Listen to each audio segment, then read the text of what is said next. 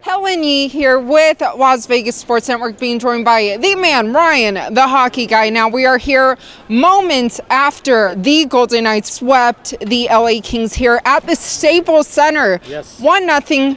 McNabb scores the lone goal for the team against his former team. Can you kind of break down the game and what you saw?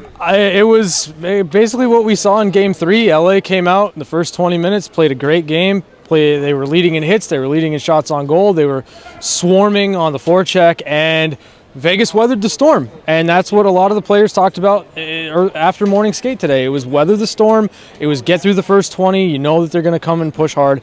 And then once that happened, they come out in the second period, Vegas starts to get their legs moving, they start to move the puck, they're not getting hit every single time they touch the puck.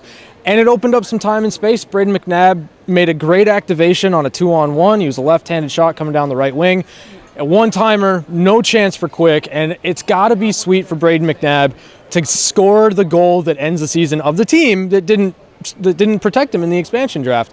And I'm also going to give myself a little credit. I interviewed Braden McNabb this morning. I'm giving him the Ryan the Hockey Guy bump. You're welcome, Vegas Golden Knights fans. You're welcome.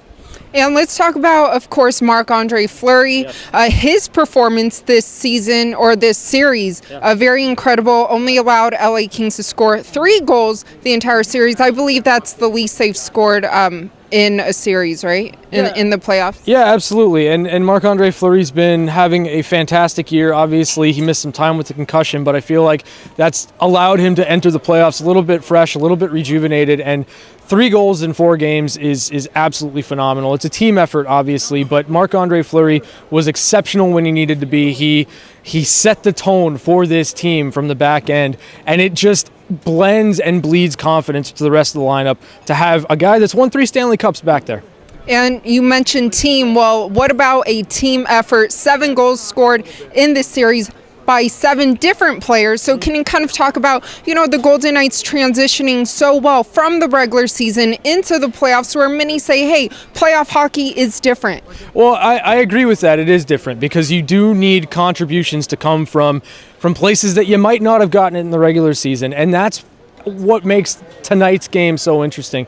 You have Braden McNabb, who didn't score a ton for this team, but recognized a breakdown in coverage, recognized an opportunity to jump in and at least provide Riley Smith an option of pass. And that makes Jonathan Quick feel like there's a pass that can come, and he's got to play the pass and he has to play the shot, and it opens up those lanes. So you get contributions in the playoffs from unlikely heroes, and it was never more evident tonight when Braden McNabb scored the game-winning goal. And what surprised you the most during this series?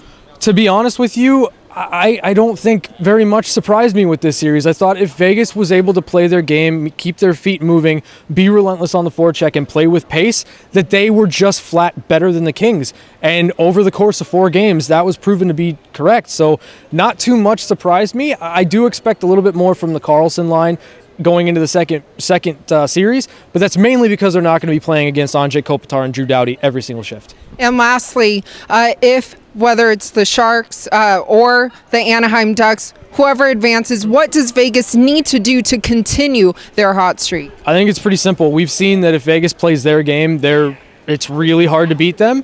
And I really think that that's true, regardless of who they're going to play in the second round. Whether it's San Jose, whether it's Anaheim, I just don't see a team that can skate with Vegas, except for maybe Nashville, Pittsburgh, and Tampa. Well, only time will tell, but you can always check out all the Golden Knights coverage on lvsportsnetwork.com, and we'll see you during round 2.